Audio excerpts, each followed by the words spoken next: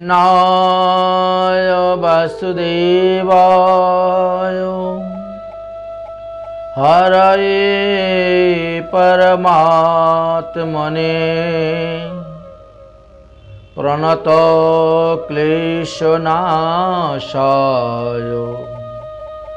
गोविन्दाय नमो नमः। गुरुवे गौरचन्द्राय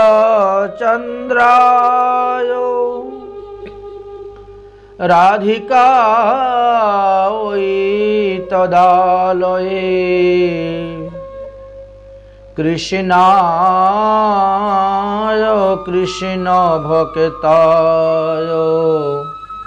तद्भक्ताय नमो नमः। सुधी भक्तबृंदगण, बर्तमाने आमादेर जे मासटा चलतेছে সেই মাসের नाम हलो अग्रायण मास। এই মাসকে বৈষ্ণবীয় ভাষায় আবার কেশব মাসও বলা হয়।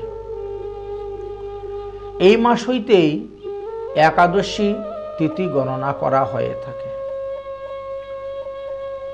এই কেশব মাস বা অগ্রায়ণ মাসের কৃষ্ণপক্ষে যে একাদশী তাকে উৎপন্না একাদশী বলা হয়েছে। কারণ এই অগ্রায়ণ মাসের কৃষ্ণপক্ষেই একাদশী দেবী আবির্ভাব হয়েছিলেন। এই কারণে এই একাদশীর নাম উৎপন্না একাদশী। তো এই বৎসরের আমাদের এই অগ্রায়ণ মাসে অর্থাৎ 10ই অগ্রায়ণ 1431 বঙ্গাব্দ মঙ্গলবারে এই উৎপন্না একাদশী ব্রত পড়েছে। ইংরেজি তারিখ হলো 26শে নভেম্বর 2024 খ্রিস্টাব্দ উৎপন্না একাদশী ব্রত পড়েছে।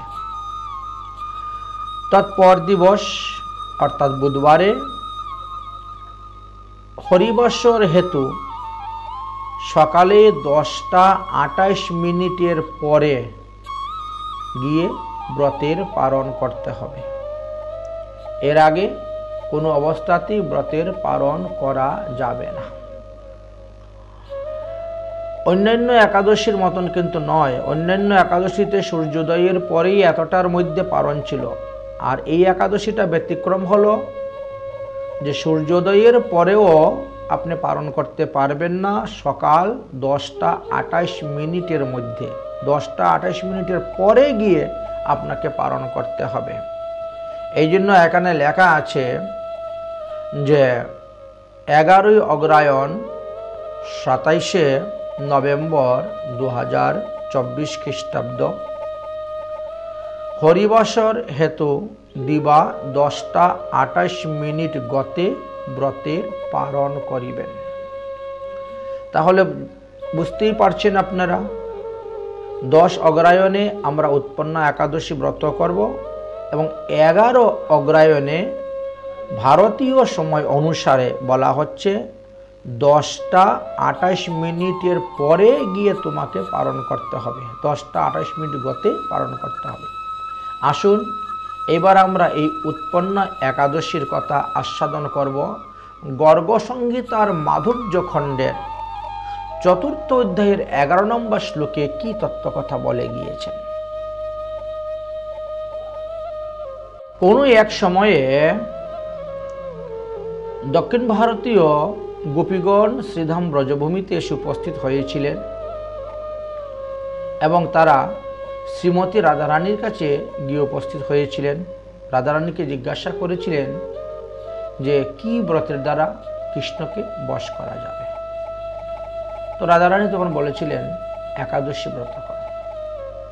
শ্রীকৃষ্ণস্য প্রসাদার্থম করুতে একাদশী ব্রতম তেন বৈশ্য হরি সাক্ষাৎ ভবিষ্যতি ন সংশয়। তো এই বিষয়ে আমরা এর আগেও অনেকবার আলোচনা করেছি, এখন সেখানে বিস্তারিত যাচ্ছি না। এখন আমরা উৎপন্না একাদশীতে প্রবেশ করতেছি।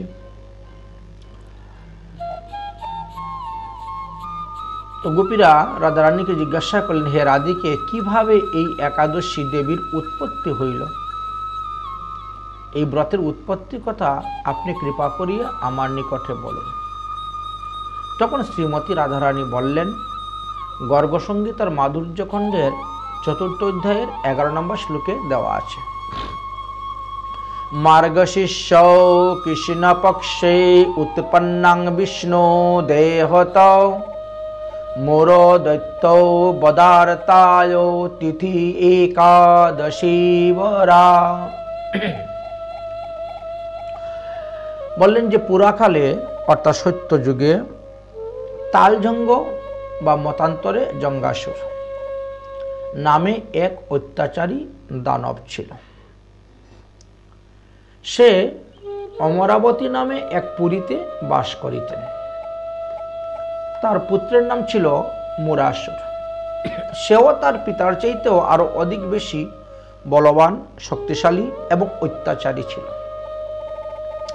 কোনো এক সময়ে দেবতা এবং অসুরের মধ্যে যুদ্ধ হয় এবং সেই যুদ্ধে জঙ্গাসুর বা তালজঙ্গ অসুর মারা যান, নিহত হন। তখন তার পুত্র মুরাসুর যুদ্ধক্ষেত্রে এসে উপস্থিত হন এবং দেবতাদের সঙ্গে যুদ্ধ করেন।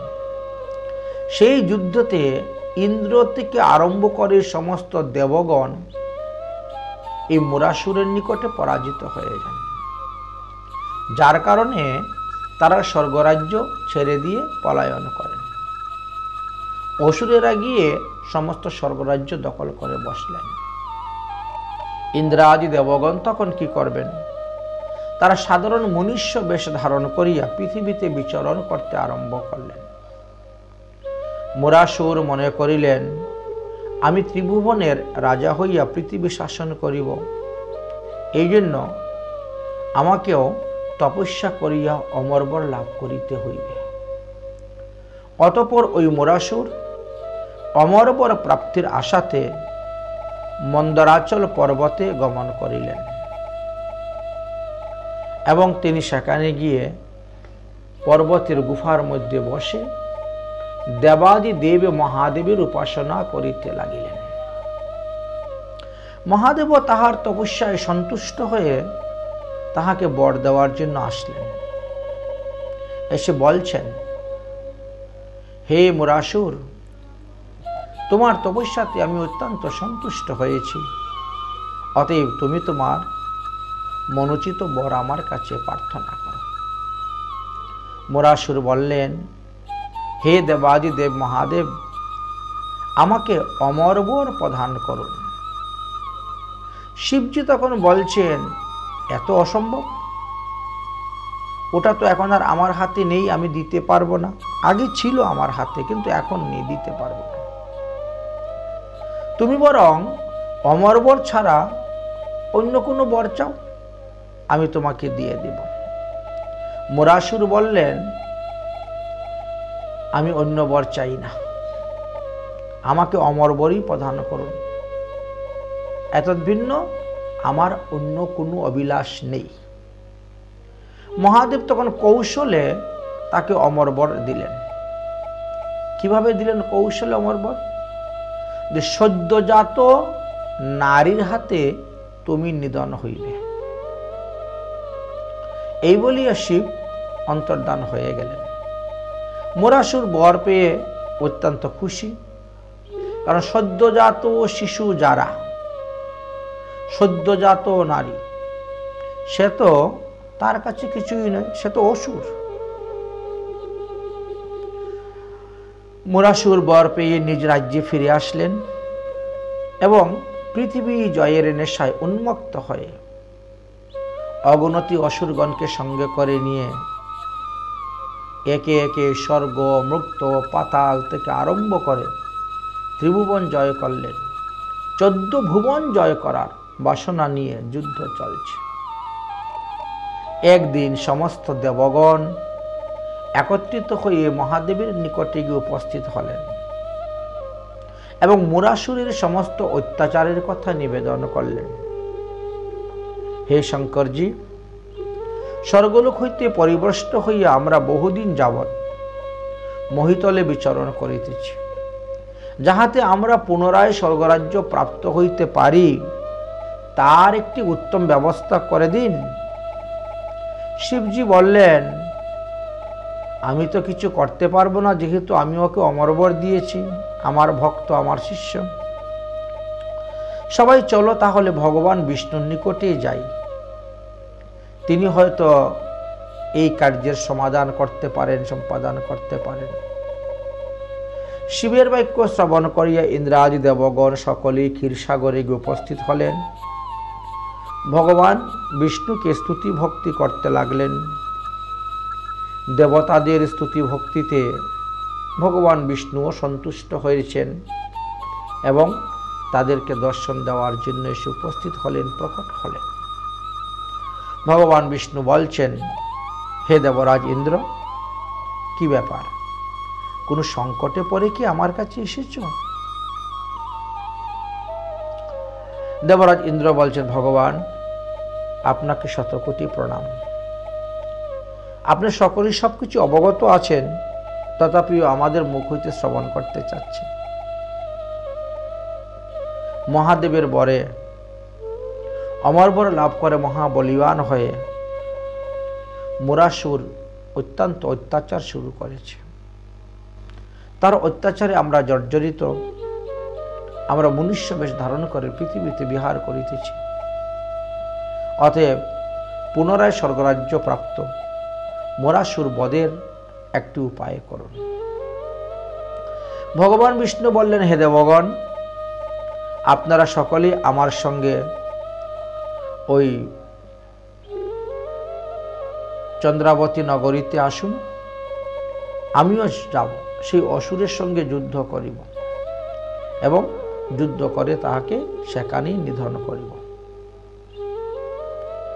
এবং তোমাদের স্বর্গরাজ্য তোমাদেরকে পুনরায় ফিরাইয়া দিব। সমস্ত দেবগণ সন্তুষ্ট, প্রসন্ন হয়ে গেলেন। অতঃপর ভগবান বিষ্ণু সমস্ত দেবগণকে সঙ্গে করে নিয়ে সেই চন্দ্রাবতী পুরীকে আক্রমণ করলেন। মুরাসুর ভগবান বিষ্ণুকে দর্শন করিয়া পুনর হুঙ্কার গর্জন অট্টহাস্য করিতে লাগিল এবং সেও যুদ্ধের জন্য প্রস্তুত হল। যুদ্ধের অস্ত্রশস্ত্র লোক নিয়ে, সৈন্য নিয়ে, চতুরঙ্গ সেনা নিয়ে যুদ্ধ আরম্ভ করল।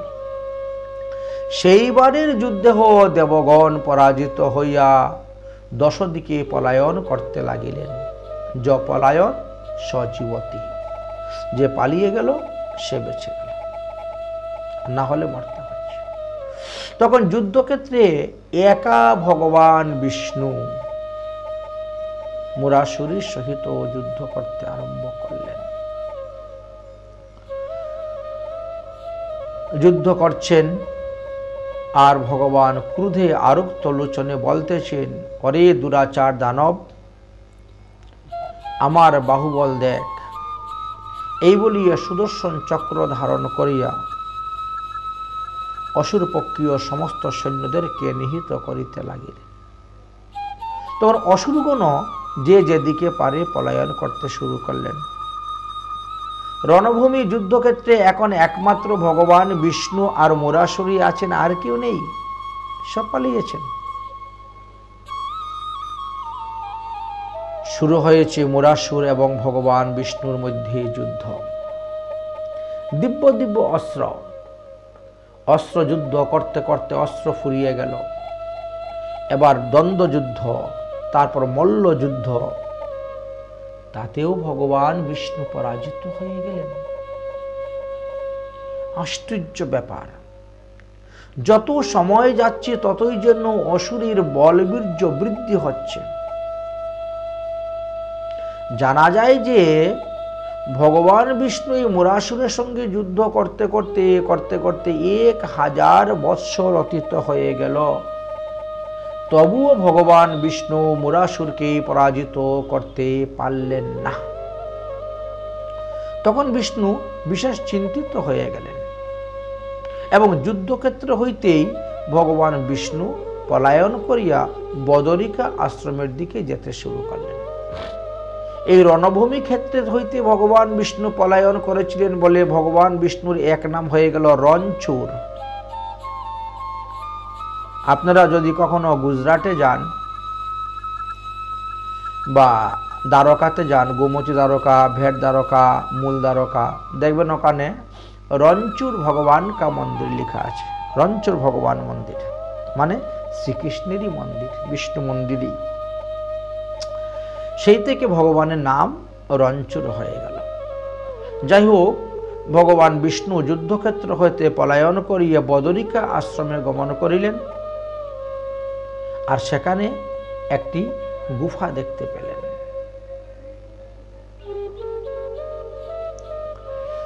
বদরিকা আশ্রমে এক বিশাল গুফা। জানা যায় যে সেই গুফার 120 কিলোমিটার বিস্তার ছিল আর 252 কিলোমিটার দৈর্ঘ্য লম্বা ছিল। এই গুফার নাম গ্রন্থেতে হেমবতী গুফা, মতান্তরে সিংহাবতী গুফাও নামে পরিচিত আছে।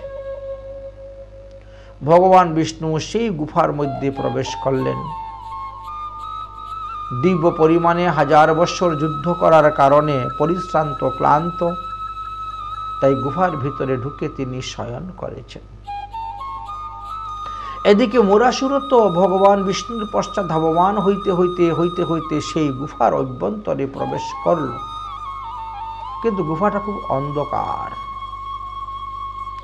ধীরে ধীরে গুফার ভিতরে ঢুকার পরে দেখতে পেল ভগবান বিষ্ণু নিদ্রিত হয়ে আছেন, নিদ্রায় আছেন। মুরাসুর তখন ভাবল যে আমার সহিত যুদ্ধ করে পরাজিত হয়ে এখানে এসে গোপনে শয়ন করিতেছে, তাহলে আমি এই বিষ্ণুকে অবশ্যই বধ করিব।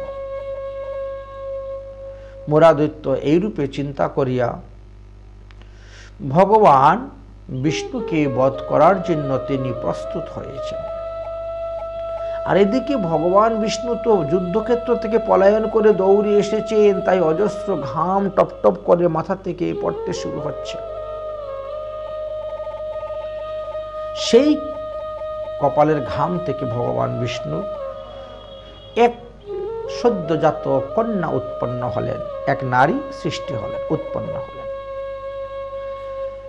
সেই কন্যাই হলেন এই উৎপন্না একাদশী। যেহেতু একাদশী তিথিতে তিনি জন্মগ্রহণ করেছিলেন, জন্মগ্রহণ করেই তিনি দেখছেন যে ভগবান বিষ্ণুকে বধ করার জন্য অসুর অস্ত্র নিয়ে ধাবমান হচ্ছে।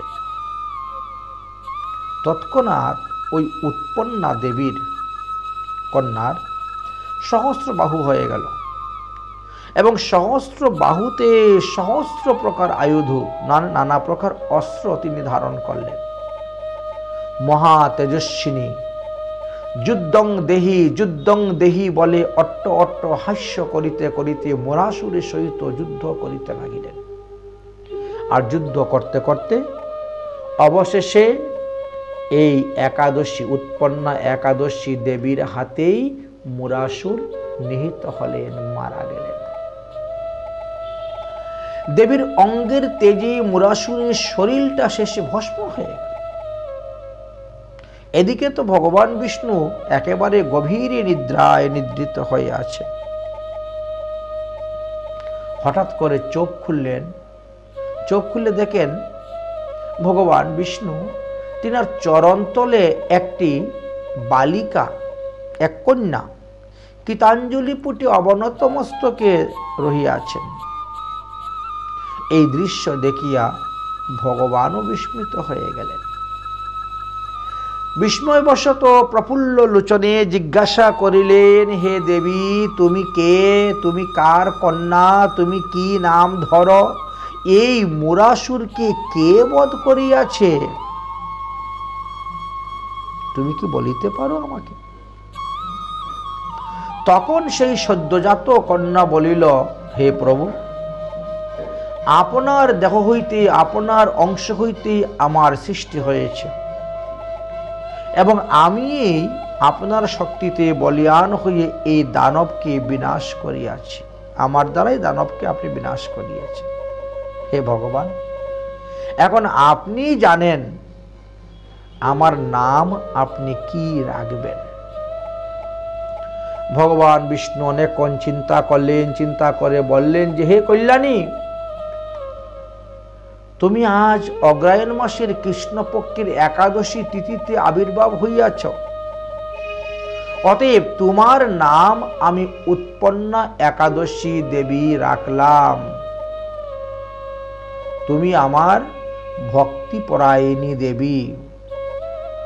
আমার 64 প্রকার ভজনের অঙ্গের মধ্যে এক অঙ্গ হলেন এই একাদশী। তুমি এই দুষ্ট দানবকে বধ করিয়াছ, তাই আমি অত্যন্ত সন্তুষ্ট হইয়াছি, প্রসন্ন হইয়াছি।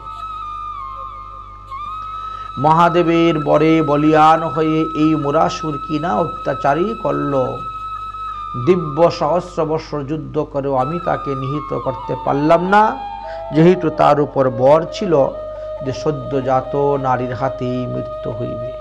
ভালোই হয়েছে, তুমি আমার দেহ হইতে উৎপন্ন হয়ে তাকে বধ করেছ। তাই এক্ষণে তুমি তোমার মনোবাঞ্ছিত বর আমার কাছে প্রার্থনা করো। আমি অত্যন্ত সন্তুষ্টের সহিত তোমাকে সেই দেবীর দুর্লভ বর প্রদান করিব। তুমি যাহা চাইবে তাই, যা দেবগণেরও দুর্লভ তাহাও প্রদান করিব। তখন এই উৎপন্না একাদশী দেবী বললেন, হে প্রভু, যে ব্যক্তি জিতেন্দ্রিয় হইয়া, মানে একাদশ ইন্দ্রিয়কে সংযম রাখিয়া আমারই জন্মতিথিতে উপবাস থাকিবে, ব্রত উপবাস করিবে, তার সমস্ত পাপকে আমি যেন ধ্বংস করতে পারি, সেই ব্যক্তিকে আমি যেন মোক্ষ প্রদান করতে পারি, এবং আপনি মোক্ষ প্রদান করবেন যে আমার এই জন্মতিথিতে ব্রত পালন করবে, এটাই আমার প্রার্থনা। ভগবান বিষ্ণু তখন প্রসন্ন হয়ে গেলেন, বলছেন তথাস্তু তথাস্তু তথাস্তু। হে দেবী, আমি কথা দিলাম, যে ব্যক্তি আমার ভক্ত সে অবশ্যই তোমার ভক্ত হইবে। একাদশী তিথিটি আজ হইতে আমার একটা বিশেষ প্রিয় তিথি হয়ে গেল। তোমারই জন্মদিবসে যারা ব্রত থাকবে তারা সর্বতীর্থ বাসের ফল দান লাভ করতে পারবে, সর্বদ্রব্য দানের ফল লাভ করতে পারবে। ইহাই আমি ত্রিসত্য করিয়া বললাম, মানে সত্য সত্য সত্য, ত্রিসত্য করিয়া বললাম। যে ব্যক্তি একাদশীতে ব্রত করিবে সে সর্বসিদ্ধি লাভ করিবে। একাদশী ব্রত সর্ব পাপের ক্ষয়কারিণী হইবে। এই বলিয়া ভগবান বিষ্ণু সেখান থেকে অন্তর্ধান হয়ে গেলেন। এদিকে বর্ষানাথে বসে শ্রীমতী রাধারানী গোপীদেরকে বলতেছেন, হে গোপীগণ, এবার তোমরা বুঝতে পেরেছ সমস্ত ব্রতের মধ্যে শ্রেষ্ঠ ব্রত হলো এই একাদশী ব্রত। এই একাদশী ব্রতের মাহাত্ম্য কথা পুরাণ সমূহ পঞ্চমুখে বর্ণন করেছেন। একাদশী ব্রতের মুখ্য ফল হল শ্রী হরির প্রীতিবিধান করা, আর গৌণ ফল হল ধর্ম, অর্থ, কাম, মোক্ষ, সংসার সুখ, ধন সম্পত্তি বৃদ্ধি, পুত্র কন্যা উৎপাদন আদি। আরেকটি ফল হল সমস্ত পাপ থেকে মুক্ত করে, নরক যন্ত্রণা থেকে মুক্ত করতে পারেন এই একাদশী।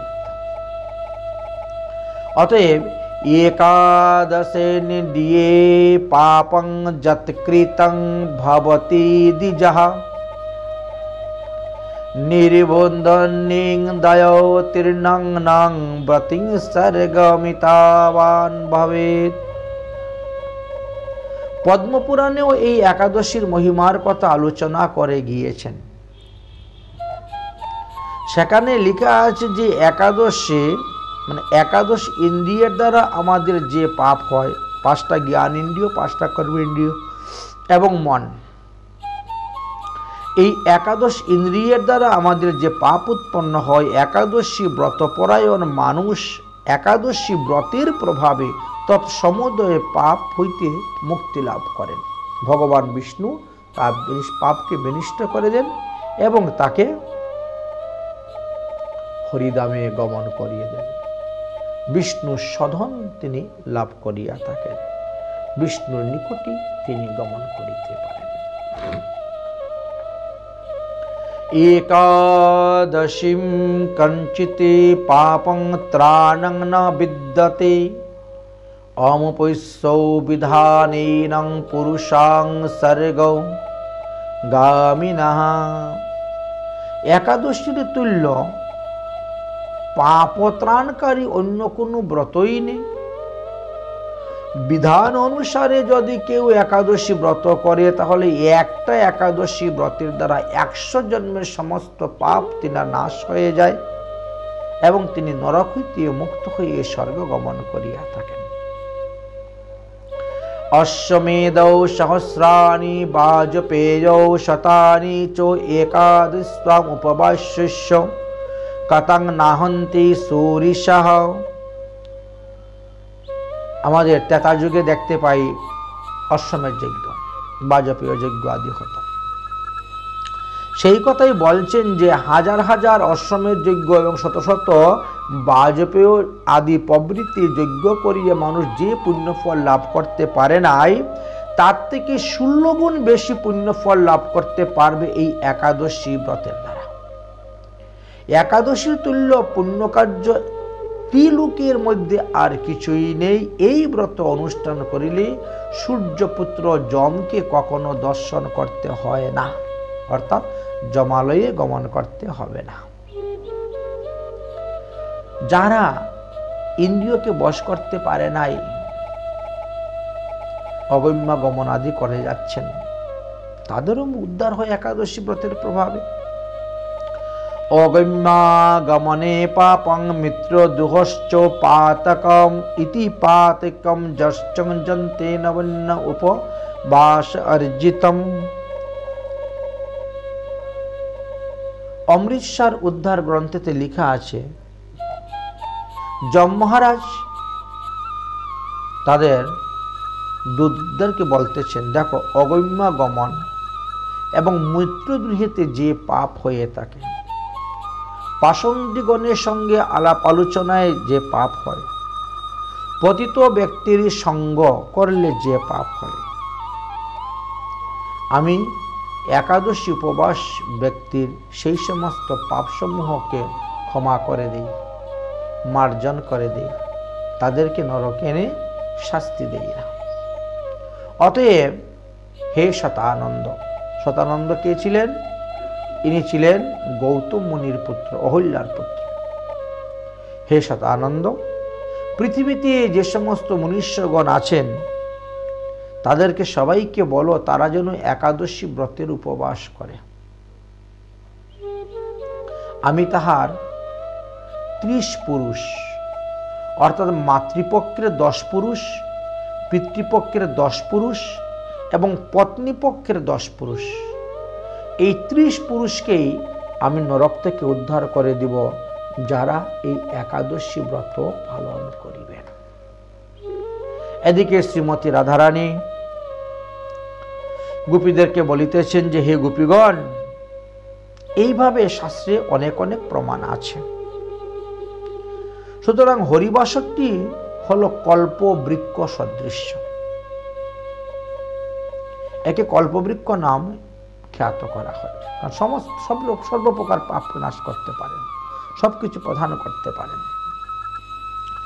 তো যাহা বাঞ্ছা করেন শ্রীহরি তাহার সেই বাঞ্ছিত বস্তু প্রদান করিয়া থাকেন এই একাদশী ব্রতের প্রভাবে।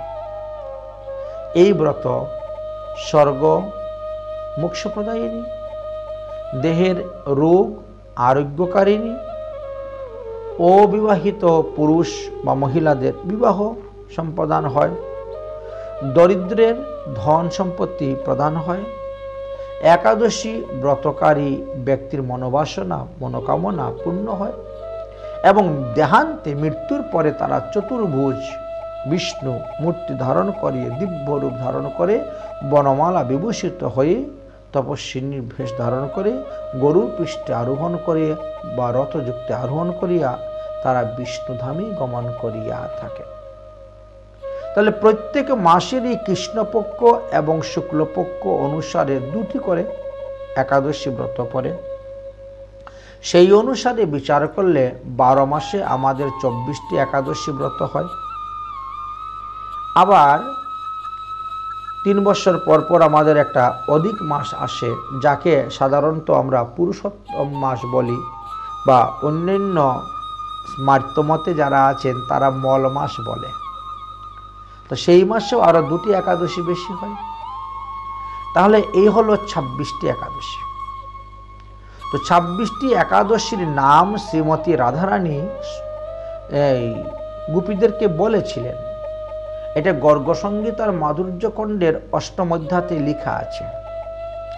শ্রী রাধায় উবাচ, রাধারানীও কিন্তু উৎপন্না একাদশী থেকে গণনা করে 26টা বলেছেন।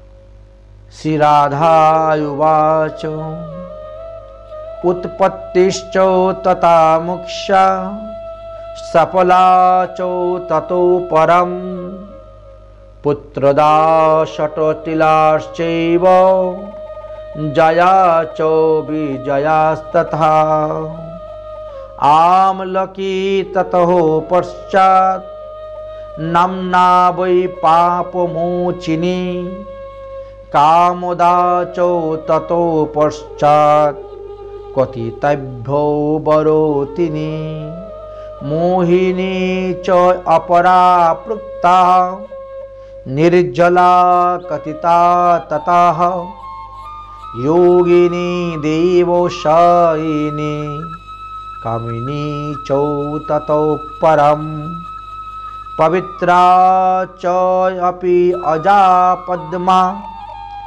इंदिरा च ततो परम पापंकुशरमंश्चैव ततो पश्चात् प्रबोधिनी सर्वसम्पदप्रदार्चैव दे पृक्तं मलमाशजे कमला च पद्मिनी तथा षट्विंशति नाम्नः।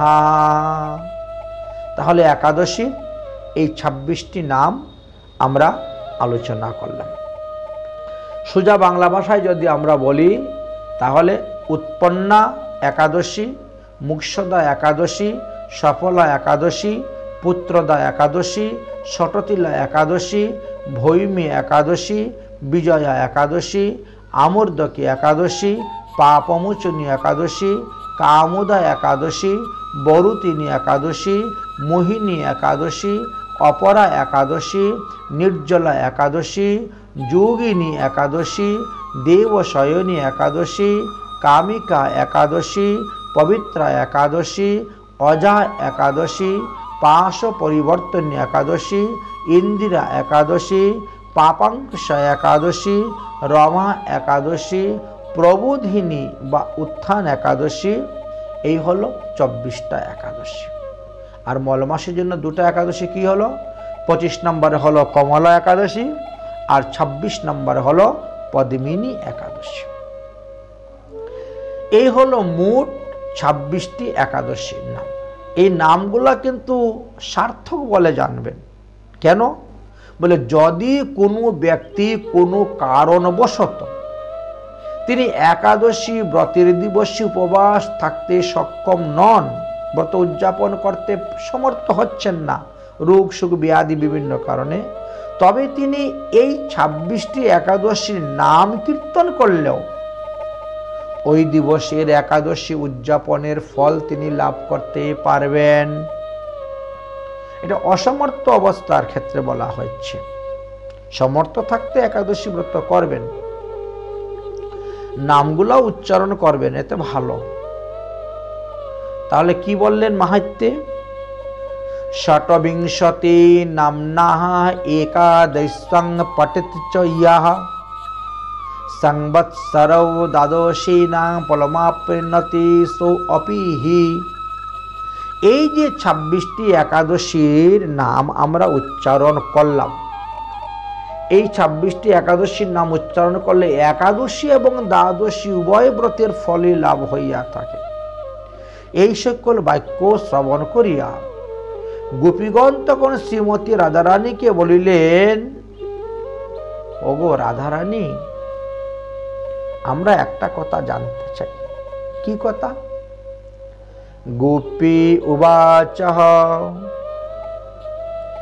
একাদশী ব্রতং রাধিকেন কেন পুরাকৃতম তদ্ব্রুহীণ বিশেষেণ তং সাক্ষাৎ জ্ঞানম অশেষম বিধিঃ। হে বিশ্বভানু নন্দিনী শ্রীমতী রাধারানী, এই একাদশী ব্রতের মহিমার কথা আপনি ভালোভাবে জানেন, কারণ আপনি সর্বশাস্ত্রজ্ঞ, সর্বশাস্ত্রে জ্ঞান আপনি লাভ করেছেন। অতএব আপনি কৃপা করে বলুন, প্রথমে কে কে এই একাদশী ব্রত করেছিলেন এবং একাদশী ব্রতের প্রভাবে তারা কি কি লাভ করতে পেরেছিল, এই বিষয়ে আপনি কৃপা করে আমার নিকটে বলুন, আমরা শ্রবণ করতে চাই। রাধায়ুবাচ, রাধারানী তখন বললেন, গর্গসঙ্গীত আর মাধুর্য খণ্ডের এখন আমরা নবম অধ্যায়ে এসে পৌঁছে গেছি। রাধারানী বলছেন, আদৌ দৈবৈ কৃতো গোপ্যঃ বরম একাদশী ব্রতম ভ্রষ্ট রাজস্ব লাভার্থম দৈত্যানাং নাশনায় চ। হে গোপীগণ, সর্বপ্রথমেই দেবতাগণ তাদের এই হারানো রাজ্য, তাদের এই ভ্রষ্ট রাজ্যকে লাভ করাইবার জন্যই এবং অত্যাচারী দুষ্ট দৈত্যগণকে বিনাশ করিবার নিমিত্ত এই একাদশী ব্রতের অনুষ্ঠান তারা করেছিলেন। গোপীগণ বললেন, তারপরে তারা স্বর্গরাজ্য পেয়েছে। গোপীগণ বললেন, তাহলে মর্ত্যলোকে আমাদের এই পৃথিবীতে, এই ভূমণ্ডলে একাদশী ব্রতটি কিভাবে প্রচার হলো? কে বা এই একাদশী ব্রতের প্রচার করিয়াছিলেন? তদ্বিষয়ে আপনি বলুন, আমরা শ্রবণ করতে চাই। রাধারানী তখন বললেন, রাজা রুক্নাঙ্গনাদপি কৃত্যে একাদশী ব্রতম কৃত্তিম একাদশী ব্রতম তেন ভূমণ্ডলং মুক্তং বৈকুণ্ঠসৌ পুরোজযৌ। এই ভারত, এই পৃথিবীতে সর্বপ্রথমে রুক্নাঙ্গদ নামে এক রাজা এই একাদশী ব্রত করেছিলেন এবং এই একাদশী দেবীর কৃপাতে রাজা রুক্নাঙ্গদ এই ব্রত প্রচার করেছিলেন পৃথিবীতে। এই ব্রতের প্রভাবে রাজা রুক্নাঙ্গদ সমস্ত গ্রামবাসীদেরকে নিয়ে তিনি বৈকুণ্ঠে গমন করেছিলেন। যেভাবে অযোধ্যা পুরীতে ভগবান রামচন্দ্র সমস্ত পুরীবাসীকে নিয়ে গিয়েছিলেন, হরিশ্চন্দ্র রাজা তিনার তপস্যা বলে তিনি সমস্ত পুরীবাসীদেরকে নিয়ে স্বর্গে রওনা হয়েছিলেন, ঠিক তেমনি ভাবে রাজা রুক্নাঙ্গদ এই একাদশী ব্রত করে সমস্ত পুরীবাসীদেরকে নিয়ে সোজা বৈকুণ্ঠে গমন করেছিলেন। গোপীদের মনে আরো আগ্রহ জাগলো, আরো কৌতূহল জাগলো, তাহলে আপনি কৃপা করে আমাদিগকে এই মৃত্যুলোকে কিভাবে একাদশী ব্রত প্রচার হইল সেই বিষয়ে বলুন। শ্রীমতী রাধারানী বললেন, হে গোপীগণ, একাদশী মহারানী তিনি তিনার ব্রত পৃথিবীতে প্রচার করিবার জন্য তিনি নিজেই চেষ্টা করলেন, পরিশ্রম করলেন, চিন্তা করলেন যে স্বর্গে আমার একাদশী ব্রত হচ্ছে, মৃত্যুলোকে হোক, মৃত্যুবাসী জীবগণ উদ্ধার হোক। এই জন্য তিনি চিন্তা করলেন কিভাবে আমি পৃথিবীতে গিয়ে আমারই ব্রতকথা প্রচার করব।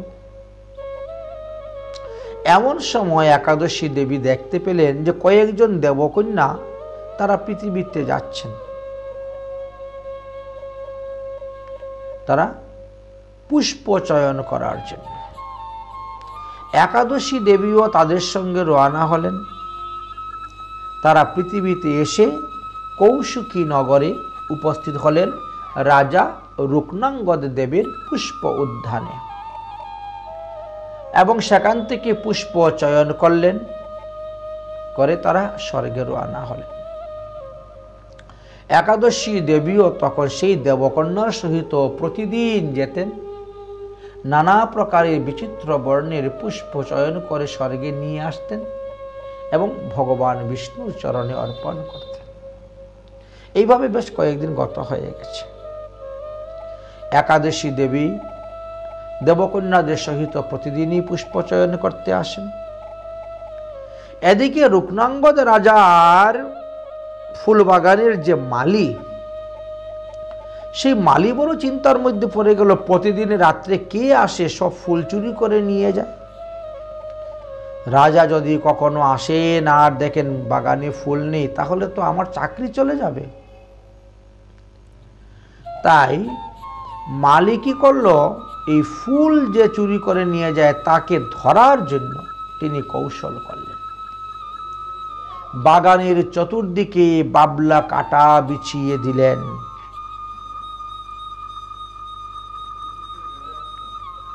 দৈবক্রমে একাদশী দেবী সেখানে পুষ্প চয়ন করতে গিয়ে তিনার পায়ের মধ্যে কাটা ফুটে গেল। তিনি চলতে পারলেন না। আহ আহ ইস বলে কেঁদে কেঁদে বসে গিয়েছেন।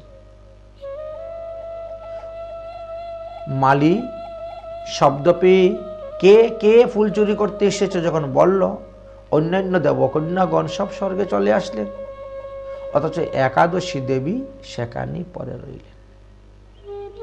মৃত্যুলোকে রুক্মাঙ্গদের রাজ্যে আসিয়া ছলে একাদশী দেবী প্রকট হইলা। পায়ের মধ্যে কাটা ফুটেছে, ওটা তো একটা ছলনা। তিনি যেতে পারলেন না, রয়ে গেলেন। মালি আসিয়া দেখিলেন এক দেবকন্যা স্বরূপিণী অপূর্ব সুন্দরী রমণী, তার পায়ের মধ্যে কাটা ফুটেছে। দেবী যন্ত্রণায় ছটফট করতেছেন। হাতের মধ্যে বেশ কিছু ফুলও আছে। তিনি যে ফুল চুরি করেছেন তার প্রমাণস্বরূপ হাতে নাতে ধরে পড়ল। কিন্তু দেবীকে যে ধরবে গিয়ে সেই সাহস পাচ্ছেন না, কারণ মালি দেখছেন যে দেবীর শরীর হইতে যেন জ্যোতি বেরোচ্ছে, প্রকাশ বেরোচ্ছে, চতুর্দিক আলোকিত হয়ে যাচ্ছে। ভয় পেয়ে গেছেন দেবকন্যা। সাধারণ মনুষ্য আসেন এই ফুল নিতে। তিনি দেবীর নিকট গিয়ে হাত জোর করে কাতর স্বরে বলছেন, হে দেবী, আপনি কে?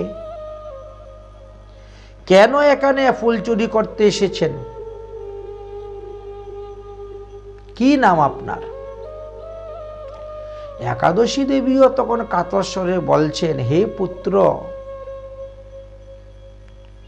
তুমি এই পুষ্প উদ্যানের মালিককে আমার নিকটে নিয়ে আসো। দেবীর বাক্য শ্রবণ করিয়া মালি তখন তৎক্ষণাৎ রুক্মাঙ্গদ রাজার নিকটে গিয়ে উপস্থিত হলেন। পুষ্প চুরির বিবরণের কথা বললেন, ইনি কাটা ফেলেছেন সে কথাও বললেন, এবং সেই কাটাবিতে এক রমণী পড়ে আছেন সেটাও বললেন। সমস্ত বিবরণ আদি মধ্য অন্ত সব বললেন। রাজা রুক্মাঙ্গদ তখন পুষ্প উদ্যানে আসলেন। এসে তিনি একাদশী দেবীকে দর্শন করে চমকে উঠলেন, বিস্মিত হয়ে গেলেন। কারণ মনুষ্যের শরীরে এত তেজ থাকতে পারে না, হতে পারে না। নিশ্চয়ই ইনি কোনো দেবকন্যা, অপরাধ হয়ে গেছে। তাই রাজা রুক্মাঙ্গদ দণ্ডবত প্রণাম হয়ে লম্বা হয়ে পড়লেন। পরে বলছেন, হে দেবী, আমি আপনার কি কার্য সাধন করতে পারি, আমাকে আদেশ করুন। একাদশী দেবী বলছেন, হে রাজন, হে রাজা রত্নাঙ্গদ, আমি স্বর্গের দেবকন্যা, আমার নাম একাদশী। বিষ্ণু পূজার নিমিত্ত আমি প্রতিদিন দেবকন্যাদের সঙ্গে হয়ে তোমারই পুষ্পোদ্যানে পুষ্প চয়ন করতে আসতাম। আজকেও এসেছি, কিন্তু দৈবক্রমে আমার চরণের মধ্যে কাঁটা ফুটে যাওয়াতে আমার গতিরুদ্ধ হয়ে গেল, আমি আর চলতে পারলাম না। অন্যান্য যারা আমার সঙ্গে ছিল সবাই স্বর্গে চলে গিয়েছে। এখন হে রাজন, আমি যাতে ভালোভাবে স্বর্গে গিয়ে পৌঁছতে পারি তার একটা ব্যবস্থা করে দাও। রাজা রত্নাঙ্গদ মাথায় হাত দিয়ে বসে গেলেন। তিনি বলছেন, হে মাতো, আমি তো সাধারণ মানুষ, আমি ক্ষুদ্রছি। আমি এমন কি পুণ্য অর্জন করেছি যে পুণ্যের দ্বারা আমি আপনাকে স্বর্গে পাঠাই দিব? এরকম কোনো পুণ্যই তো করি নাই। স্বর্গে যেতে গেলে তো পুণ্যের প্রয়োজন। একাদশী দেবী বলছেন, হে রাজন, আমার বাক্য শুনো। একাদশী ব্রত তব গ্রামে কেহ করে, তার কিছু ফলাবাস দেহ যদি মুরে, তবে সেই বিপদ হইতে আমি ত্রাণ পাই, আর তোমারে আশীর্বাদ করিয়া স্বর্গে চলে যাই।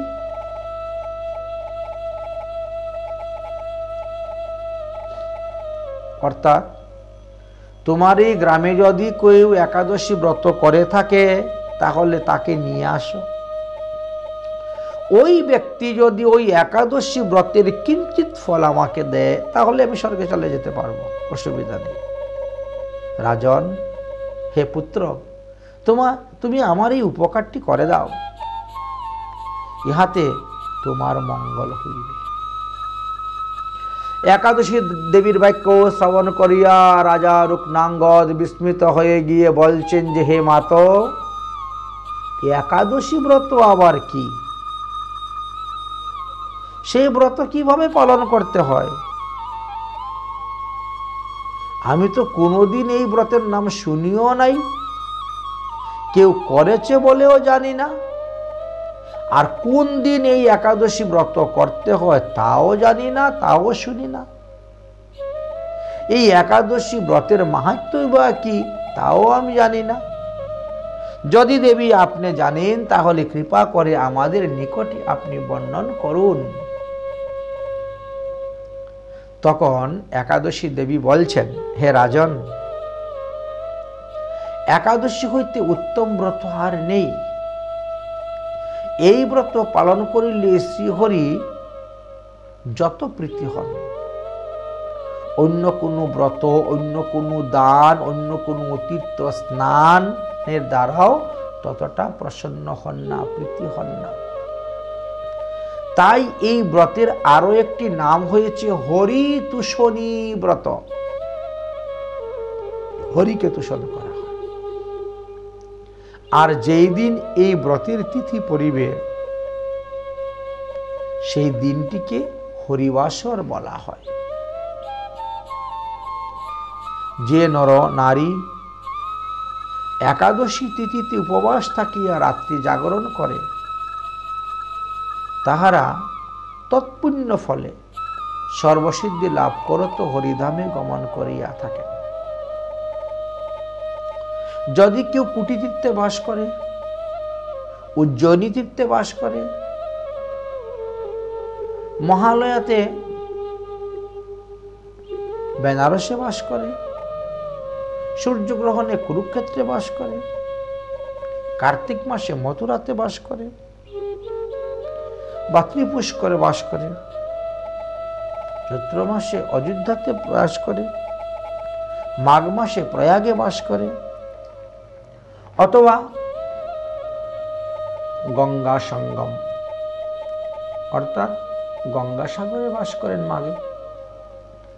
এই প্রভৃতি অখিল পুণ্য তীর্থ দর্শন, অখিল পুণ্য তীর্থে স্নান, অখিল পুণ্য তীর্থে দান ইত্যাদি করিলেও পৃথক পৃথক ভাবে যে সমস্ত পুণ্য মানুষের উৎপাদন হইয়া থাকে এবং অযুত অযুত যজ্ঞ করিলে যে পুণ্য উৎপন্ন হয়, বিপুল দান করিলে, সমগ্র বেদ সমগ্র পুরাণ শ্রবণ করিলে, পঠন পাঠন করিলে পৃথক পৃথক ভাবে যত পুণ্য লোকের উৎপন্ন হইবে, তৎসমুদয় পুণ্য একত্র করিলেও একাদশী ব্রত উপবাসের পুণ্যের ফলের সমান হইতে পারে না।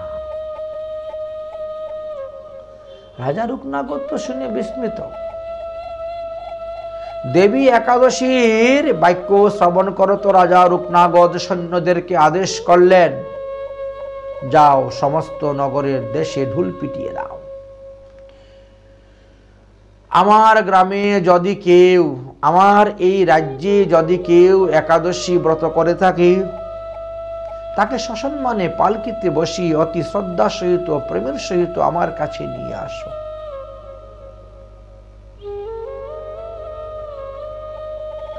রাজাজ্ঞায় সৈন্যগণ গ্রাম হইতে গ্রামান্তরে, শহর হইতে শহরান্তরে, নগর হইতে নগরান্তরে গমন করলেন, চতুর্দিকে ভ্রমণ করতে পারেন।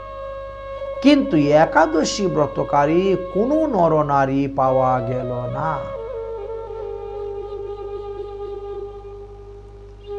রাজার কাছে এসে বললেন, মহারাজ পাওয়া যায় নাই। একাদশী দেবীর কাছে এসে উপস্থিত হলেন, ওমা কেউ তো পাওয়া যায় না। একাদশী দেবী বলছেন, আরে 4 দিন আগেই তো একাদশী ব্রত গিয়েছে। আচ্ছা, ওই দিন যদি কেউ স্বামী স্ত্রীর মধ্যে ঝগড়াঝাটি করেও কেউ না খেয়ে থাকে, তাহলেও তার একাদশী ব্রতের ফল পাবে।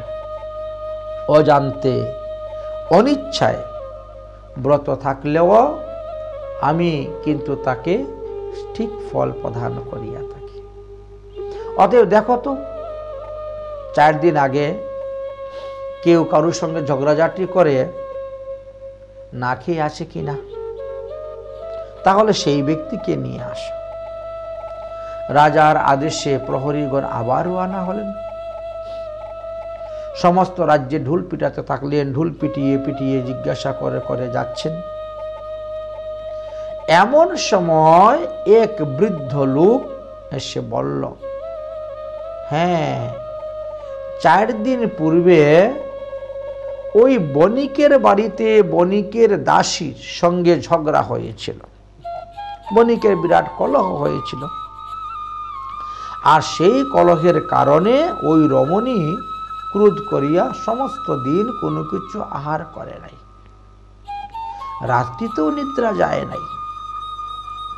অতএব এই ব্যক্তিকে নিয়ে যেতে পারেন। সৈন্যগণ তখন বণিকের দাসীকে আনয়ন করার জন্য রাজবাড়িতে গিয়ে উপস্থিত হয়েছে। বণিকের বাড়িতে উপস্থিত হয়েছেন। বণিক তখন দাসীকে দেখিয়ে দিল। দাসী তখন ভয়ে কাতর হয়ে কাঁপতে শুরু করল। কিঞ্চিত অপরাধের জন্য এত লঘু পাপে গুরুদণ্ড। এই অপরাধের কারণে আমার স্বামীও আমাকে মারল, আমার মালিকও আমাকে মারল, আর এখন আমাকে রাজদণ্ডে দণ্ডিত করতে হবে রাজবাড়িতে গিয়ে। কি হয়! কিন্তু রাজার সৈন্যরা তাকে কিছুই করলেন না। সসম্মানে পালকির মধ্যে বসিয়ে কাঁধে করে নিয়ে আসলেন। রাজা রূপনাঙ্গদ দৌড়ে গিয়ে উপস্থিত হয়েছেন সেই পালকির সামনে। বণিকের দাসী পালকি থেকে নামছেন, ভয়ে কাঁপছেন, থরথর করে।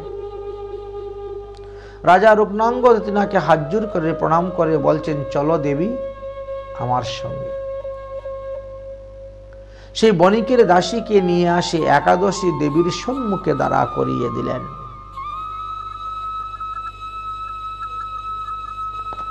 দাসীকে আনিয়া রাজা দেবীর আগে দিলা।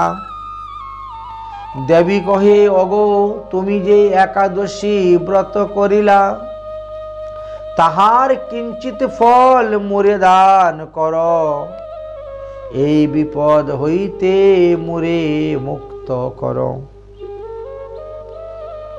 দেবীর কাতর বাক্য শ্রবণ করিয়া বণিকের দাসী বলছেন, হে দেবী, আমি তো কোনোদিনও কোনো ব্রত করি নাই, উপবাস করি নাই। একাদশী ব্রত তো দূরের কথা, আমি কোনো শুনিই নেই নাম। এই ব্রত যে কোন দিন, কোন বার, কোন পক্ষে, কখন করতে হয় তাও তো আমি কিছু জানি না। অথচ আপনি আমাকে বলতেছেন আমি একাদশী ব্রত করেছি, বড় আশ্চর্য কথা। বণিকের দাসীর বাক্য শ্রবণ করিয়া একাদশী মহারানী কিঞ্চিত মৃদু হাসতে হাসতে বলছেন, ওগো শোনো, হরির বাসরে তুমি কলহ করিয়া উপবাসী রহ সর্ব রজনী জাগিয়া। হে পুত্রী, যেই দিবসে তুমি তোমার বণিকের সঙ্গে কলহ করেছিলে, বণিক তোমাকে মেরেছিল, যার ক্রোধের কারণে তুমি রাগ করে বণিকের বাড়ি থেকে জঙ্গলে চলে গিয়েছিলে, রসামৃত হয়ে মনোদুঃখ হয়ে সমস্ত দিন কোনো কিছু আহার করো নাই, বাঘ ভালুক ভূত প্রেরত অপদেবতার ভয়েতে তুমি নিদ্রাও যায় নাই। আরে সেই দিনটি তো দৈব যুগে একাদশী ব্রত ছিল, দিবস ছিল। তোমার অজান্তে, তোমার অনিচ্ছায় বসত এই একাদশী ব্রত উপবাস হইয়া গিয়াছে, তোমার রাত্রি জাগরণ হইয়া গিয়াছে। সুতরাং তুমি মহাপুণ্যবতী, তোমার মতন পুণ্যবতী বর্তমানে পৃথিবীতে কেউ নেই। হে পুত্রী, তুমি আমার বাক্য শ্রবণ করো এবং বিশ্বাস করো। তাহার কিঞ্চিত ফল প্রদান করহ, তুমি হি বৈকুণ্ঠ চলে যাবে পতি সহ। সেই দিন যে তুমি ব্রত থাকলে, কোনো কিছু না খেয়েছিলে, ওই দিনটি একাদশী ব্রত ছিল, ফল তুমি পেয়ে গেছো একাদশী ব্রত। সেই একাদশী ব্রতের কিঞ্চিত ফল আমাকে দান করো, তাহলে আমি স্বর্গে চলে যাব। আর আমার আশীর্বাদে তুমিও তোমার স্বামীর সহিত বিষ্ণুলোকে গমন করিয়া বিষ্ণুধামে বিষ্ণুর নিকটে বাস করিতে পারিবে। দেবী একাদশীর এই রকম আশিস বাক্য শ্রবণ করিয়া দাসী তৎক্ষণাৎ স্বেচ্ছায় তিনি একাদশী ব্রতের পুণ্য ফল একাদশী মহারানীকে দান করে দিলেন। আর তৎক্ষণাৎ একাদশী মহারানী সেখান থেকে অদর্শন, অর্থাৎ তিনি স্বর্গে চলে গেলেন। দেবী অদর্শন হয়ে গেছেন। এই দৃশ্য দর্শন করে রাজা রুক্মাঙ্গদ বিস্মিত, সচক্ষে দেখেছেন। সর্বরা, একাদশী ব্রতের এত মহিমা, এর আগে তো কখনো জানতাম না। দেবীর নিকট হইতে একাদশী মহিমা শ্রবণ করিয়া একাদশী ব্রতের উপর বিশ্বাস জন্মিল রাজা রুক্মাঙ্গদের। তাই রাজা রুক্মাঙ্গদ তিনি কি করেছেন, সমস্ত দেশে একাদশী ব্রতের মহিমা প্রচার করতে শুরু করলেন। বহু মুনি ঋষিগণ এসে উপস্থিত হলেন, পণ্ডিতগণ উপস্থিত হলেন এবং দিন ধার্যাদি করে একাদশী ব্রত পালনের উপদেশ সবাইকে করতে শুরু করলেন। অষ্টবর্ষ অধিক মৃত্যুহি আসিতম নৈব পর্যদে যো ভুক্তং তে মামেকং রাষ্ট্রে বিষ্ণুনাং হন্যে পাতকৃত। রাজা রুক্মাঙ্গদ স্বরাজ্যে ঢাক পিটিয়ে, ঢুল পিটিয়ে সমস্ত প্রচার করে ঘোষণা করে দিলেন যে 8 বছরের উপরে যারা আছো এবং 80 বছর পূর্ণ হয় নাই এমন লোক যারা 8 হইতে 80, তাদের প্রত্যেককে নরনারীদেরকে নির্জলা ব্রত পালন করতে হইবে, না খেয়ে থাকতে হবে, রাত্রি জাগরণ করতে হবে। আমার এই রাজ্যে হরিবাসরে কেউ ভোজন করতে পারবে না। যে ব্যক্তি আমার এই হরিবাসরে ভোজন করিবে সে পাপী, তাকে কিন্তু আমি আমার রাজ্য থেকে বের করে দিব, নির্বাসিত করে দিব। অতএব রাজা রুক্মাঙ্গদ এইভাবে ঢুল পিটিয়ে দিলেন এবং রাজ্যের বিভিন্ন স্থানে স্থানে গুপ্তচর নিযুক্ত করলেন। দেখো, কেউ একাদশীতে অন্ন গ্রহণ করতেছে কিনা। রাজা রুক্মাঙ্গদ এইভাবে একাদশী ব্রত সবাইকে পালন করাচ্ছে।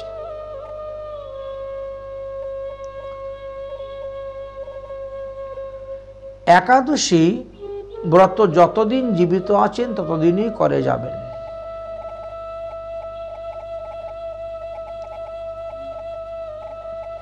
রাজা রুক্মাঙ্গদের গ্রামবাসীগণ সবাই ধীরে ধীরে বৈকুণ্ঠে চলে যেতে শুরু হয়েছিল একাদশী ব্রতের প্রভাবে।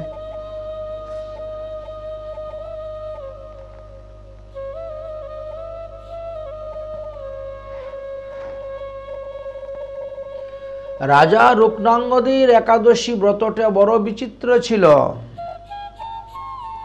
নিজ পরিবার, প্রজা, হাতি, অশ্ব আদি, বাল বৃদ্ধ, পশু পক্ষী, যুবক যুবতী, অন্ন জল ফল মূল গুরস জবরস কেহ নাহি খায় হরি বাসর দিবস।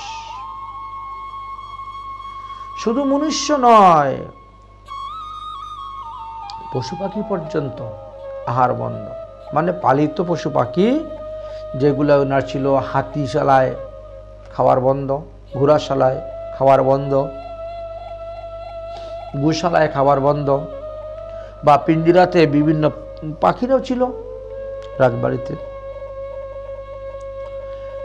বালক বৃদ্ধ যুবক যুবতী নরনারী, মানে অন্ন বলতে যে সমস্ত দ্রব্য তাও বন্ধ, জল পর্যন্ত বন্ধ, ফলমূল খাওয়া নিষিদ্ধ, দুধ দই ঘিও খাওয়া নিষিদ্ধ, জব থেকে উৎপন্ন যত প্রকার দ্রব্য, গম থেকে উৎপন্ন যত প্রকার দ্রব্য, এইসব খাওয়া নিষিদ্ধ। অর্থাৎ পঞ্চ রবিশস্যের অন্তর্ভুক্ত যাহা যাহা আছে সব তো নিষেধ, এমনকি জল পর্যন্ত নিষেধ করে দিয়েছেন। একেবারে নির্জলা ব্রত, এক কথায় নিরম্ভু ব্রতের প্রচার করেছিলেন রাজা রুক্মাঙ্গদ।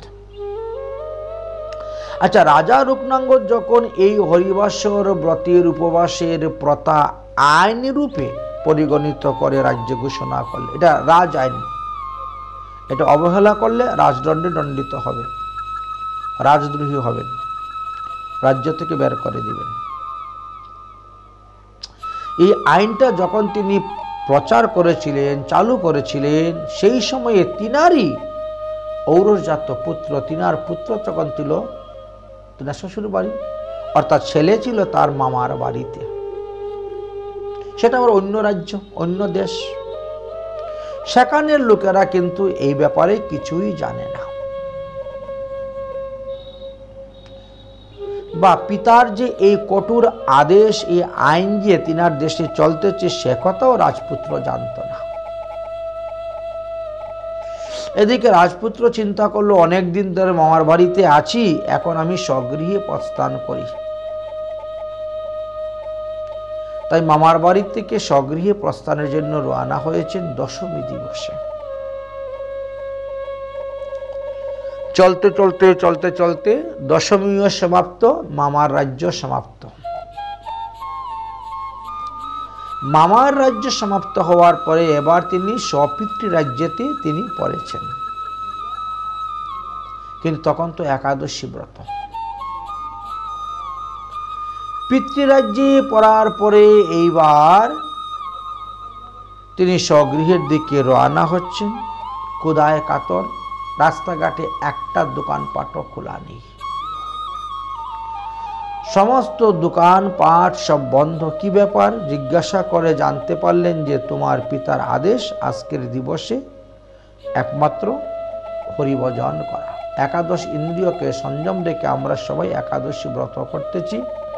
অতএব কোনো অবস্থাতেই কাউকে কোনো কিছু আহার দেওয়া যাবে না। গুপ্তচরেরা ঘুরে বেড়াচ্ছে, যদি দেখতে পায় যে আহার দান করবে তারও ক্ষতি, আর যে আহার করবে তারও ক্ষতি। রাজার ছেলে কোনোদিনও এইভাবে উপবাস থাকেন না। হঠাৎ করে পড়ে গেছেন এই প্রাকৃতিক দুর্যোগের ফলে, তিনি আর প্রাণ ত্রষ্টা করতেন। ক্ষুধায় এবং পিপাসায় কাতর হয়ে সন্ধ্যার সময়ে তিনি স্বগৃহে এসে উপস্থিত হয়েছেন। মাকে বলছেন, আমাকে কিছু খেতে দাও। মা বলছেন, রাজশাসন, রাজ আইন ভঙ্গ করা যাবে না।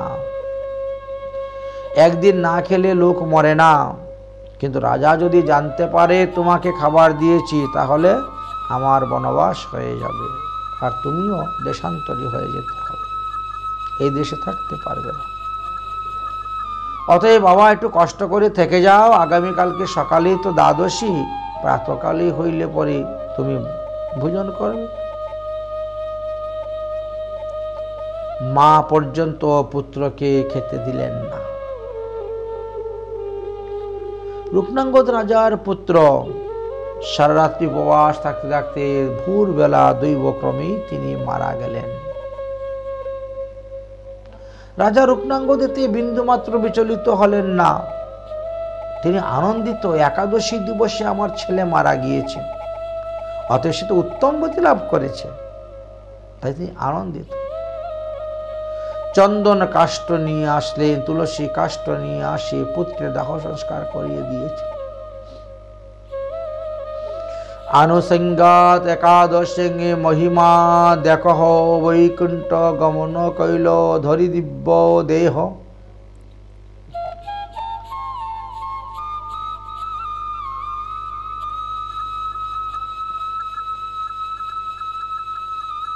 তাহলে এই আনুষঙ্গিক একাদশী ব্রতের মহিমা দেখেন, অনিচ্ছায় করেও ফল পেলেন। রাজারই আদেশে রাজ্যবাসী সকলেই তো একাদশী ব্রত পালন করতেছেন আর বৈকুণ্ঠ যাইতে লাগলেন। যাহারা পিতৃ মাতৃপুরুষের উদ্দেশ্যে একাদশী ব্রত করেন, তাদের পিতৃমাতৃকুলও নরক হইতে উদ্ধার হইয়া তারা বৈকুণ্ঠে যাইতে লাগলেন, এবং যাওয়ার সময় সেই পুত্রকে আশীর্বাদ করে দিচ্ছেন, আশীর্বাদ করে দিয়ে যাচ্ছেন। ব্রত উপবাসের এমনই মহিমা। রাজা রূপনাঙ্গদ যখন পুত্রের অন্ত্যেষ্টিক্রিয়া করছেন, তখন দেখেন পুত্র দিব্য বিমানে বসে বৈকুণ্ঠে চলে যাচ্ছে। তিনি হাসছেন, আনন্দ। এদিকে ধর্মরাজ যম একেবারে কর্মশূন্য হয়ে গেলেন। সবাই তো একাদশী ব্রত করে উদ্ধার হয়ে যাচ্ছে, তাহলে আমি কাকে নিয়ে রাজত্ব করব? হিসাব নিকাশ যে লিখেন চিত্রগুপ্ত, তিনিও চিন্তায় পড়ে গেলেন। এত পরিশ্রম করে পাপ পুণ্য সব লিখলাম, আর একাদশী দেবীর প্রভাবে সমস্ত পাপ থেকে মুক্ত হয়ে তারা চলে যাচ্ছে, তার আমি লিখেই বা কি করব? তার থেকে অবসরপ্রাপ্ত নিয়ে বসে থাকাই ভালো। চিত্রগুপ্ত চিন্তা করতেছে। এদিকে রাজা রূপনাঙ্গদ দের আরো একটি পুত্র সন্তান জন্ম হইল। তখন রূপনাঙ্গদ তার দ্বিতীয় পুত্রের নাম রাখলেন ধর্মাঙ্গদেব নাম রাখলেন। এরপরে যখন এই ধর্মাঙ্গদেব বড় হইলেন, তখন তিনি ও পিতার নিয়ে ধর্মপরায়ণ হইলেন। রাজা রূপনাঙ্গদ স্বীয় উপযুক্ত পিতৃভক্ত পুত্র ধর্মাঙ্গনকে রাজ্যের ভার অর্পণ করে দেন শেষে।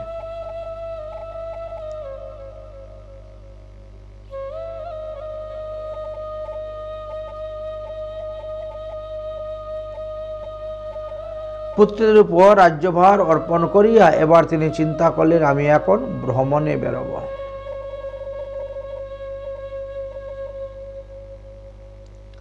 হিংসক এবং লুণ্ঠনকারী ব্যক্তিদের হাত হইতে প্রজাদেরকে রক্ষা করিবার উদ্দেশ্যে একটা রথ নিয়ে রাজা রুক্মাঙ্গদ বেরোলেন। তিনার রাজ্য বেশ বড় ছিল, দৈর্ঘ্যপ্রস্থ ছিল। 1296 কিলোমিটার রাস্তা অতিক্রম করার পর তিনি এক মুনির আশ্রম পেলেন। সেই মুনির নাম কি? বামদেব। মুনির আশ্রম দেখতে পেলেন। তারপর সেইখানে রাজা রুক্মাঙ্গদ নামলেন, মুনিকে দণ্ডবোধ করলেন, প্রণাম করলেন, চরণবন্দন আদি করিয়া মন্দরাচল পর্বতের অভিমুখে যাত্রা করলেন। এদিকে জমপুরীতে দেবশ্রী নারদ গিয়ে উপস্থিত হলেন। যমরাজ তখন তিনার দুঃখের কথা বলছেন, দুঃখের কাহিনী বলছেন। একাদশী ব্রতের প্রভাবে সবাই উদ্ধার হয়ে যাচ্ছে, তো আমি কাকে নিয়ে রাজত্ব করব? দেবশ্রী নারদ বলছেন, হে যমরাজ, তুমি ব্রহ্মার নিকটে যাও। চিত্রগুপ্তকে সঙ্গে করে নিয়ে ব্রহ্মার নিকটে গিয়ে উপস্থিত হয় এবং তিনাকে সমস্ত ঘটনা বলো, তিনি একটি উপায় করে দিবেন।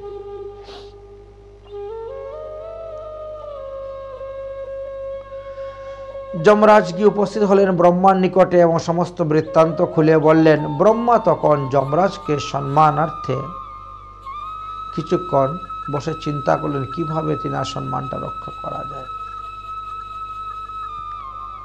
তখন ব্রহ্মা কি করলেন? এক পরমা সুন্দরী নারী সৃষ্টি করলেন, আর তাহার নাম রাখলেন কি? মোহিনী। ব্রহ্মা বলিলেন, হে মোহিনী, তুমি মন্দার পর্বতে গিয়ে রাজা রুক্মাঙ্গদকে মোহিত করো। এই মোহিনী তৎক্ষণাৎ রওনা হয়ে গেলেন।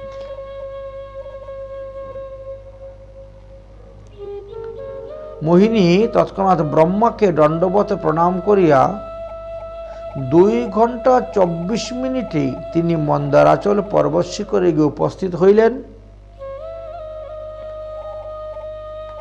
এবং বিভিন্ন রাগরাগিনীর সহিত গান করতে লাগিলেন।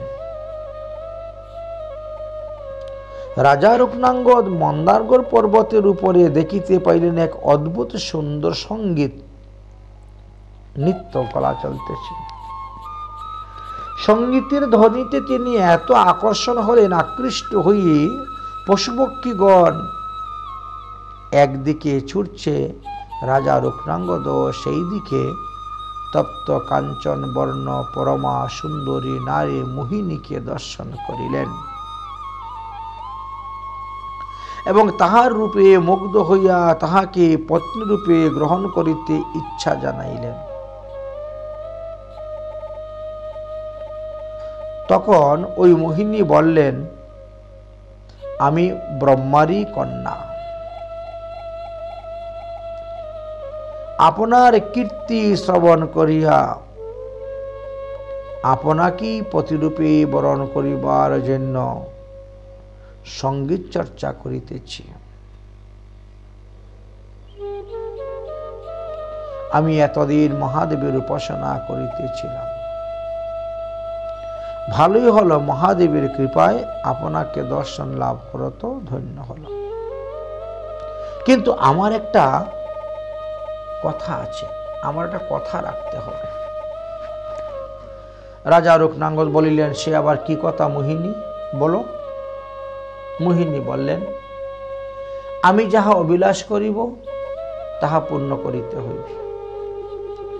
রুক্মাঙ্গদ রাজা তখন মোহিনীর হস্তে হস্ত দিয়ে তিনিও প্রতিজ্ঞা করলেন, ঠিক আছে, তুমি যখন যাহা চাইবে আমি তখন তোমাকে তাহাই দেব।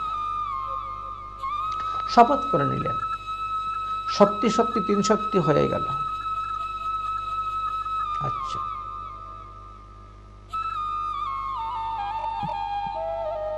অতঃপর রাজা রুক্মাঙ্গদ এবং সেই মোহিনীর মধ্যে গন্ধর্ব বিবাহ হইল। তারপর গৃহে প্রত্যাবর্তন করিয়া মোহিনীর সহিত বিলাসে 8 বছর গত হয়ে গেল। অতঃপর একদিন রাজা রুক্মাঙ্গদ মোহিনীকে বললেন, আমি তোমার সহিত বিলাসে বহুদিন অতিবাহিত করিলাম, এইবার তোমার মোহ পরিত্যাগ করিয়া আমি এখন চাতুর্মাস্য ব্রত পালন করিব, নিয়ম সেবা করিব, কার্তিক ব্রত, দামোদর ব্রত ইত্যাদি পালন করিবার ইচ্ছা আমার আছে। তুমি আমাকে অনুমতি দাও। রাজার বাক্য শ্রবণ করিয়া মোহিনী উত্তর করিলেন, মহারাজ,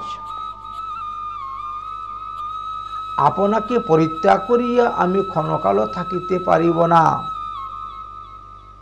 অতএব আপনি ব্রতের পরিবর্তে ব্রতের যে সামগ্রী তাহা ব্রাহ্মণকে দান করুন, তাহলেই আপনি সেই পুণ্যফল পেয়ে যাবেন।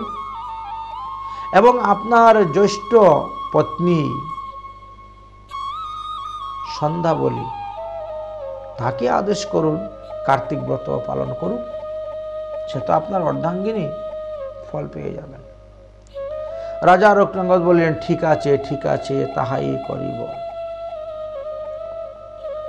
রাজা এতদিন নিজ সুখ ভোগ বিলাসে মত্ত থাকিলেও কদাপি একাদশী ব্রত পালন কিন্তু তিনি ছাড়েন নাই, অবহেলা করেন নাই, ব্রত করে গেছেন। এবার একাদশী ব্রত আসিয়া উপস্থিত হইল। রাজা মোহিনীকে বলিলেন, মোহিনী, আজ আমি সংযম থাকিব, আমি একাদশী ব্রত করিব। তোমার আজ্ঞায় আমি আগে চাতুর্মাস্য ব্রত পালন করতে পারি নাই, কার্তিক ব্রত পালন করতে পারি নাই, নিয়ম সেবা, দামোদর ব্রত কিছুই করতে পারলাম না। যাই হোক, বড় পত্নী বৃন্দাবলীকে নিযুক্ত করেছিলাম, কিন্তু একাদশী ব্রত আমি নিজে করিব, তুমি আমায় বাধা দিও না, বরং তুমিও আমার সহিত সংযত থাকি এই ব্রত পালন করো। মোহিনী বলিলেন, আমার ইচ্ছা নেই ব্রত করার। আমার ইচ্ছা হলো আগামী কল্য তুমি আর আমি একসঙ্গে বসে অন্ন ভোজন করিব। অতএব তুমি একাদশী ব্রত করিও না, আমিও করিব না। যদি আমার বাক্যের অন্যতা করো, তাহলে তুমি প্রতিজ্ঞা ভঙ্গ হইবে, আর প্রতিজ্ঞা ভঙ্গের কারণে পাপের ফলে তোমাকে ঘোর নরকে পতিত হইতে হবে। রুক্মাঙ্গদ তখন তাকে বুঝাইলেন, হে কল্যাণী, আমার ব্রত ভঙ্গ করিও না, এরকম জিদ ধরিও না। দেখো, ইহার পরিবর্তে তুমি যাহা চাইবে আমি তাহাই করতে রাজি, তথাপিও আমাকে একাদশী ব্রত করতে বাধা দিও না। রাজার বাক্য শ্রবণ করিয়া ক্রোধে একেবারে তেলে বেগুনে জ্বলে উঠেছেন রানী মোহিনী। রাজন, আমার বাক্য স্বীকার না করিলে তুমি ধর্মভ্রষ্ট হইবে, আর আমিও তোমাকে ত্যাগ করিয়া আমি আমার বাপের বাড়ি চলে যাইব। হে রাজন, যদি তুমি একাদশী ব্রতেতে অন্ন ভোজন না করো, তবে তাহার পরিবর্তে নিজ প্রিয় পুত্র তোমার ধর্মাঙ্গ দেবকে মস্তক ছেদন করে আমাকে প্রদান করো। মোহিনীর বাক্য শ্রবণ করিয়া সন্ধ্যাবলী বলিলেন, মহারাজ, ধর্মহানি অপেক্ষা পুত্রের প্রাণনাশ করাই শ্রেষ্ঠ। পিতা অপেক্ষা মাতার স্নেহ শতগুণ অধিক হলেও আজ আমি আদেশ করতেছি, হে স্বামী, তুমি তোমার ধর্মকে রক্ষা করিবার জন্য এখনই এই পুত্রের মস্তক ছেদন করো। তথাপিও প্রতিজ্ঞা ভঙ্গ করা যাবে না। এতে ধর্মহানি হয়ে যাবে। পুত্রের মমতাকে জলাঞ্জলি দিয়ে দিলেন। আপনি পুত্র স্নেহ ত্যাগ করুন, পুত্রকে বধ করুন। সেই সংবাদ শুনে ধর্মাঙ্গদেব তিনি আসিয়া মোহিনী দেবীর সম্মুখে দণ্ডায়মান হইয়া বলিলেন, হে পিত, আপনি এই তীক্ষ্ণ তরবারির দ্বারা আমার মস্তক ছেদন করিয়া আপনি আপনার প্রতিজ্ঞা রক্ষা করুন।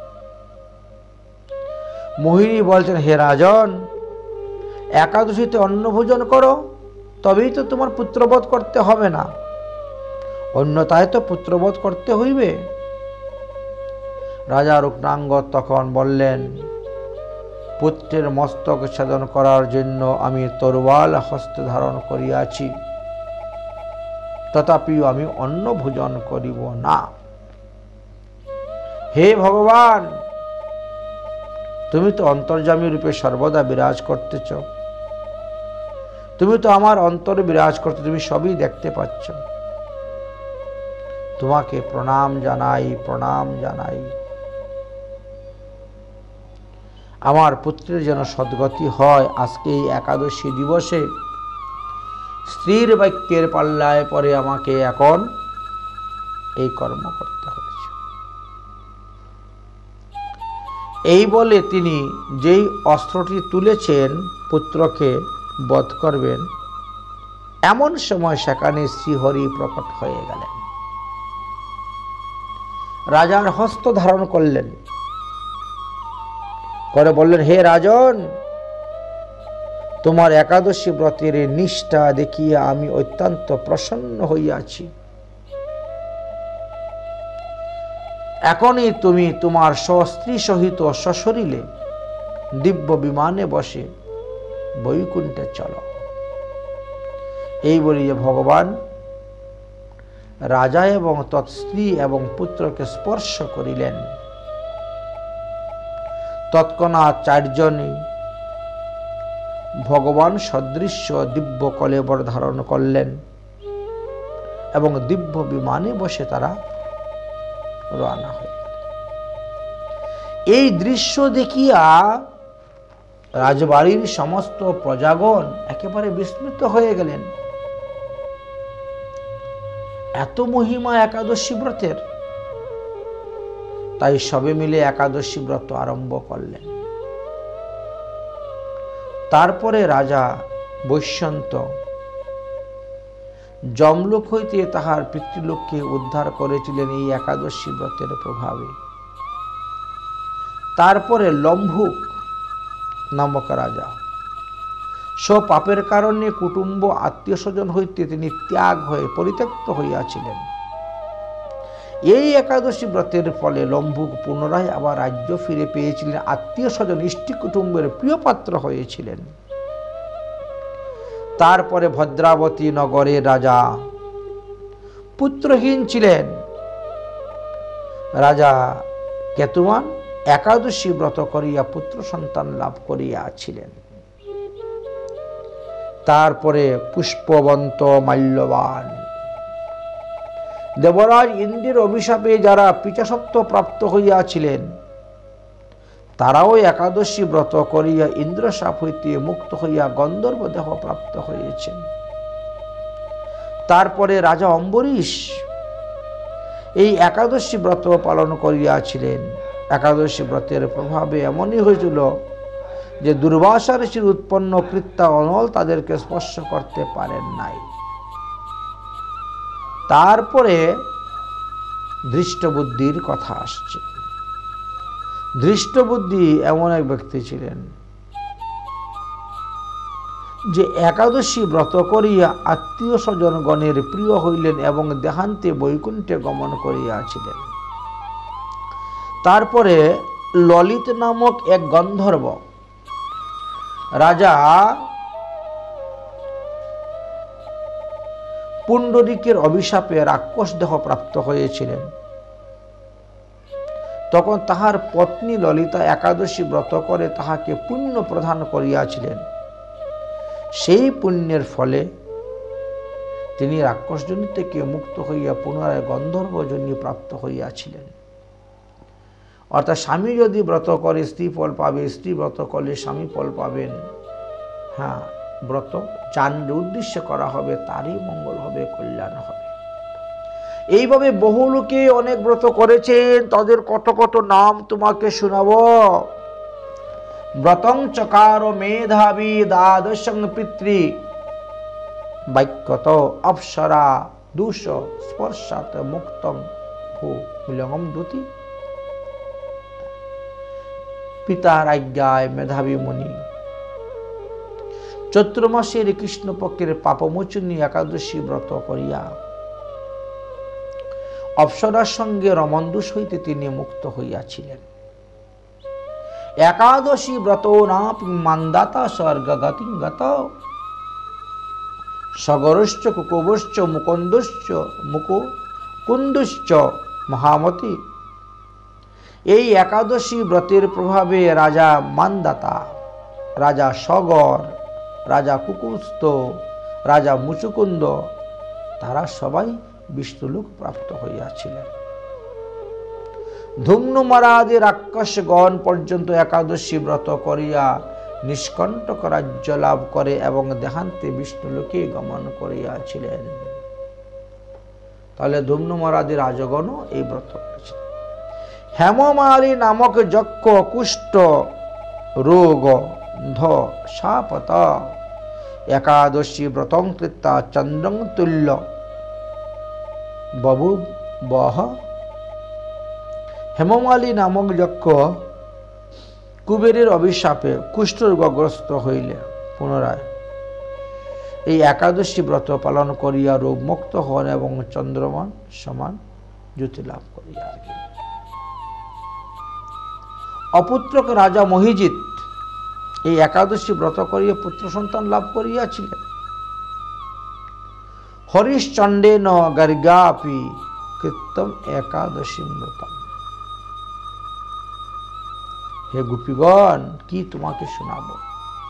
সেই অযোধ্যার রামচন্দ্রের পূর্বপুরুষ মহারাজ হরিশ্চন্দ্র তিনিও এই একাদশী ব্রত করিয়া এই একাদশী ব্রতের প্রভাবে পৃথিবীতে সুখে রাজ্যভোগ করলেন আর শেষে সমস্ত গ্রামবাসীদেরকে নিয়ে বৈকুণ্ঠে গমন করেছিলেন।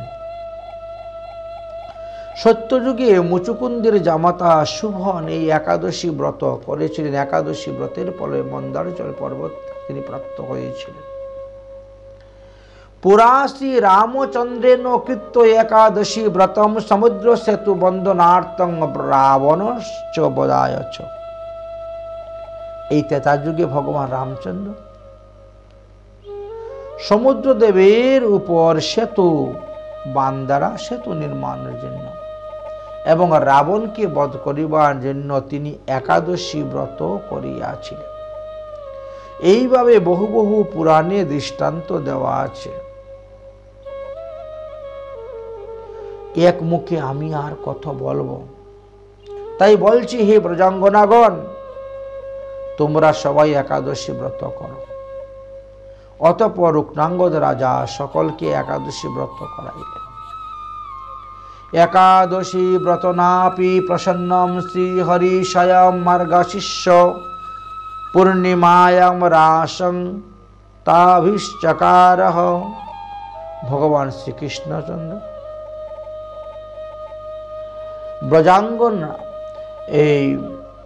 ব্রজাঙ্গনাদের ব্রতেতে সন্তুষ্ট হলেন এবং হেমন্তকালে পুনরায় আবার তাদের সঙ্গে রাসলীলা করেছিলেন। তাহলে একটা হলো শরৎকালের রাস, একটা হলো হেমন্তকালের রাস। তাই হেমন্তকালের রাসলীলার কথা আলোচনা করা আছে। তাহলে কিসের দ্বারা গোপীরা পেল? বলেন যে গোপীরা পেয়েছে এই একাদশী ব্রতের প্রভাবের দ্বারা। একাদশী ব্রতের প্রভাবের দ্বারা তারা পেল। অতএব এই একাদশী ব্রত আপনারা অবশ্যই পালন করিবেন। এই উৎপন্ন একাদশীর কথা আমরা আস্বাদন করলাম। আমি আবারও বলছি, এই একাদশী ব্রতের পালনের দিনটা কিন্তু ভালোভাবে লক্ষ্য রাখবেন।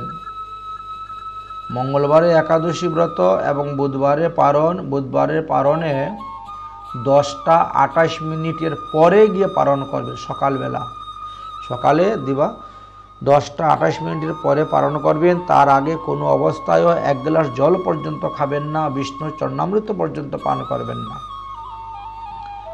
সূর্যোদয়ের পরতে পালনের সময় আসে, কিন্তু এই ব্রতটা বিশেষভাবে বিধান দেওয়া আছে, একটু সতর্ক থাকবেন।